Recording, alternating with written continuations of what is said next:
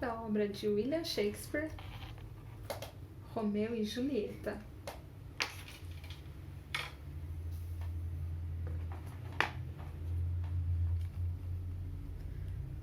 Ai de mim.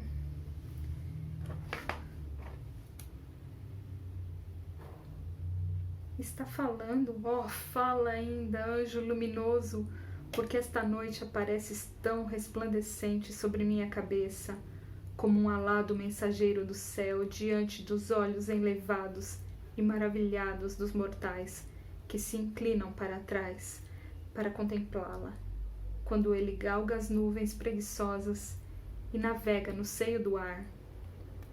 Oh, Romeu, Romeu, por que és Romeu? Renega teu pai e recusa teu nome.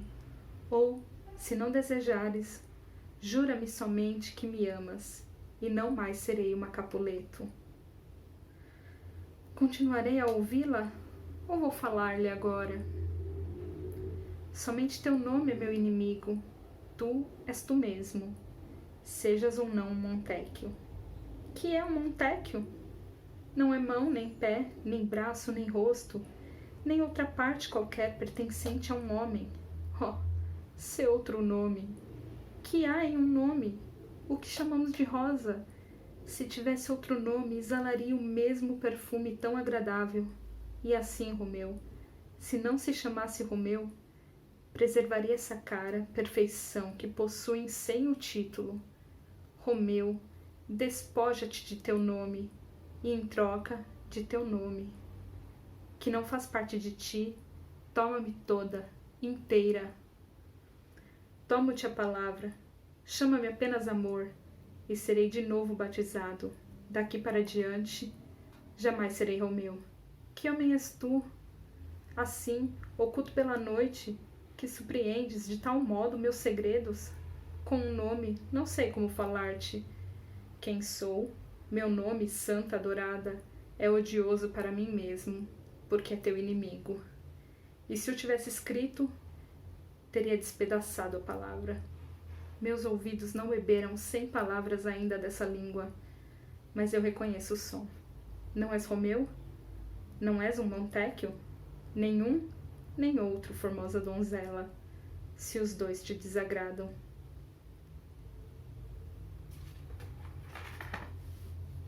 Esse foi um trecho de Romeu e Julieta, uma das obras mais famosas do bardo inglês William Shakespeare.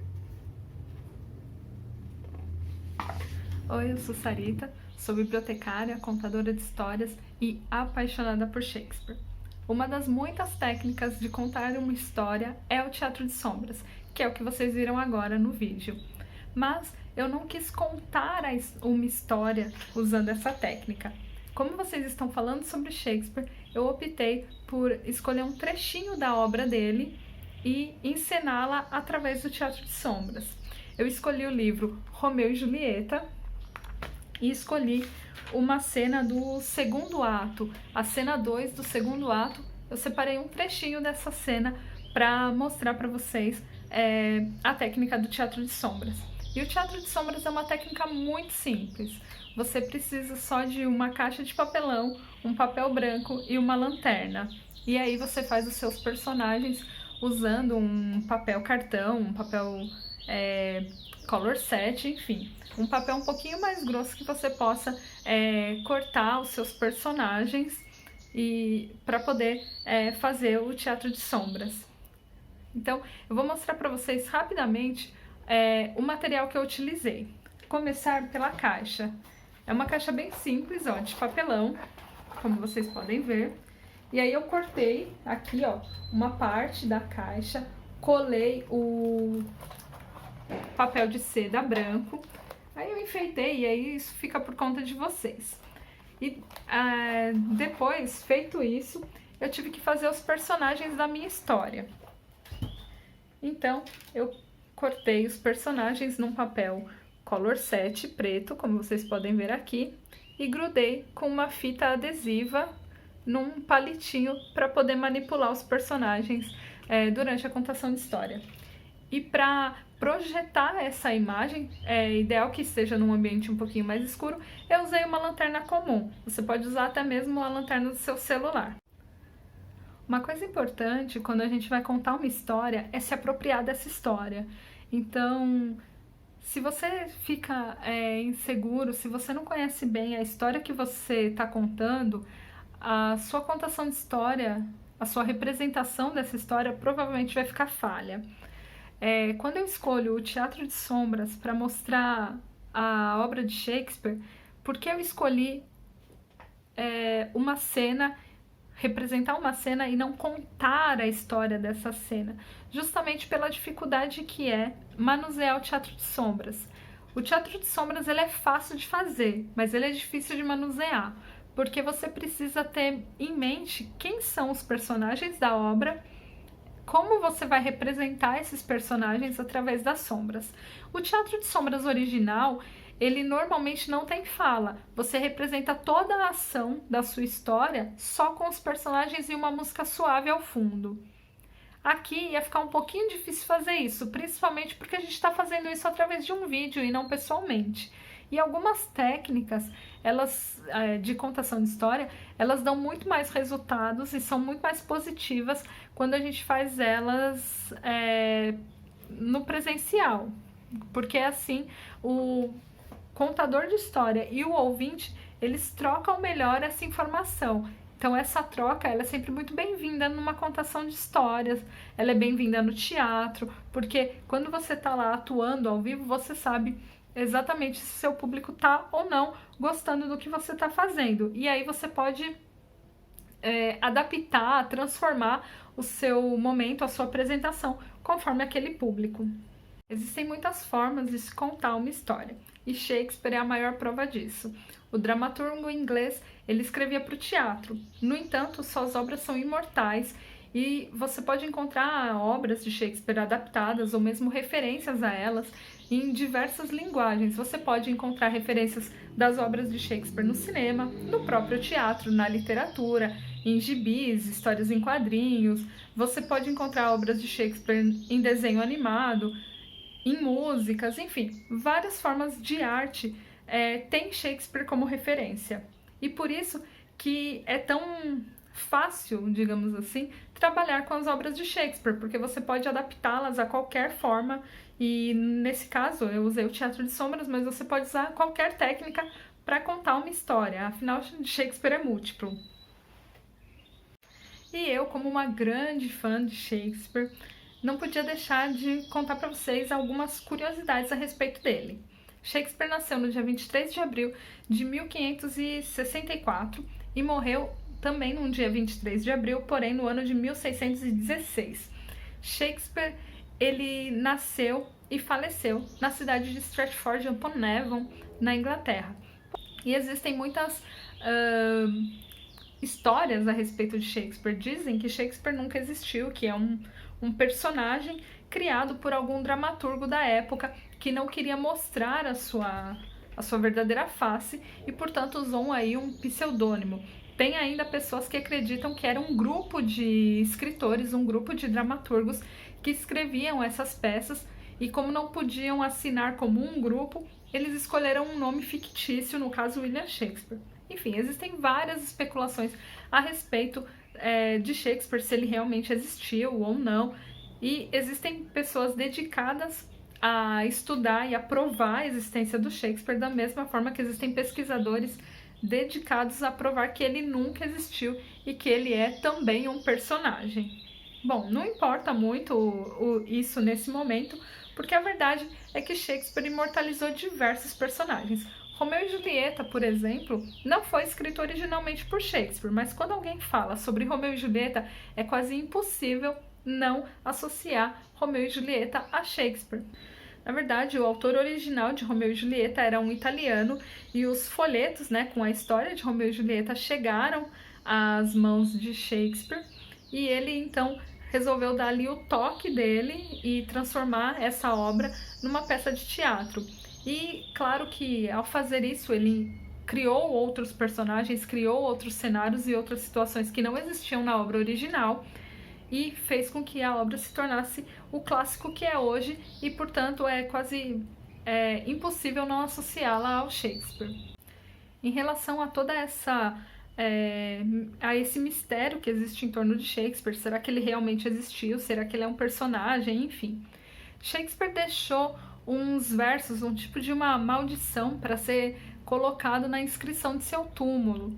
E a maldição que ele deixou dizia o seguinte: livra-te, meu caro amigo, por amor de Jesus, de remexer na poeira aqui encerrada. Bendito seja o que evitar estas pedras, e maldito o que incomodar meus ossos.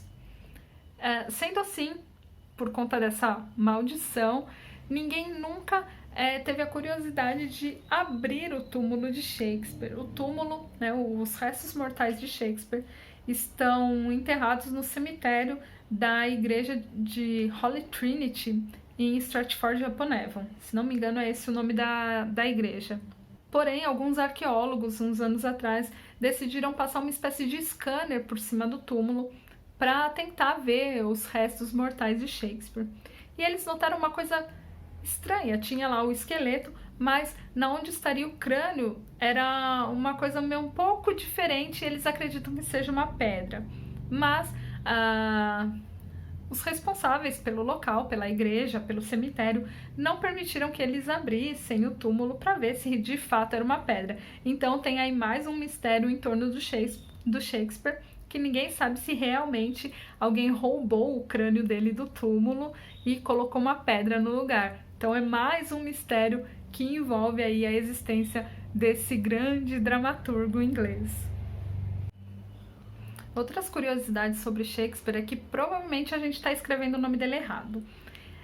Como na época não existiam registros, né, de cartório, assim como existe hoje, então é possível encontrar documentos com o nome dele escrito de várias maneiras diferentes. E não se sabe ao certo qual era a correta. Afinal de contas, muitas vezes as pessoas escreviam os nomes do modo como elas entendiam. Então, o que elas entendiam de ouvido é o modo como elas escreviam. Então, a gente não sabe ao certo como é a grafia correta do nome do William Shakespeare. Mas essa que a gente conhece hoje é a que ficou consolidada. Além disso, o Shakespeare, ele vendo alguns registros da época, né? Shakespeare ele vem de uma família pobre e durante muito tempo não se soube o que aconteceu na vida dele, até que ele aparece como um dramaturgo, um ator e dramaturgo numa companhia de teatro. E é por isso também, por conta desses anos em que a gente não tem notícias do que aconteceu na vida dele, é que as pessoas tendem aí a dizer que ele não existiu. Bom, existindo ou não, o que se sabe é que saiu de Stratford-upon-Avon um cara chamado William Shakespeare, e ele era pobre, e ele voltou depois de algum tempo muito rico. E o que acontece é que assim, era muito difícil um ator, um dramaturgo, um artista de uma maneira geral, ficar rico naquela época, porque embora a arte fosse valorizada, os artistas não eram. E quem ganhava realmente dinheiro com as obras eram os patrocinadores dos artistas. E o Shakespeare ele conseguiu ficar rico e comprou uma das maiores casas de Stratford-upon-Avon quando ele voltou para sua cidade natal. A peça Hamlet é uma das mais compridas de Shakespeare e é também a mais famosa e considerada uma das mais importantes obras do Shakespeare. A peça, se ela fosse representada, né, exatamente como foi escrita, ela demoraria mais de 4 horas para ser encenada, ou seja, seria uma peça bem longa. Então, muitas adaptações de Hamlet, tanto para o teatro quanto para o cinema, elas foram encurtadas porque realmente ia ficar muito longo e talvez para o público de hoje não seria tão interessante, as pessoas iam ficar cansadas muito rapidamente de assistir. Mas na época as peças tinham essa duração, às vezes duravam até mais do que isso, era super normal. Shakespeare ele ficou em atividade durante 24 anos e nesses 24 anos ele escreveu 37 peças e 154 sonetos. As peças de Shakespeare elas podem ser divididas entre comédias, tragédias e dramas históricos. Shakespeare é tão importante que depois da Bíblia, as obras de Shakespeare são as obras mais citadas no mundo. Ou seja, inclusive os livros, né? Entre os livros mais vendidos no mundo, primeiro você tem a Bíblia e segundo você tem as obras shakespearianas. Ou seja, o cara realmente era muito importante e as obras dele também são importantes. A obra de Shakespeare ela é importante e ela é tão valorizada porque ela retrata o ser humano. E você pode falar, ah, mas aí a humanidade mudou muito nesses 400 e tantos anos. Mudou, mas não mudou tanto assim. Tanto é que muitos dos comportamentos que a gente vê nas obras do Shakespeare continuam até hoje. Quando a gente vê na televisão tantos casos de feminicídio, você pode ler a obra Otelo e você vai ver que o que acontece é exatamente isso.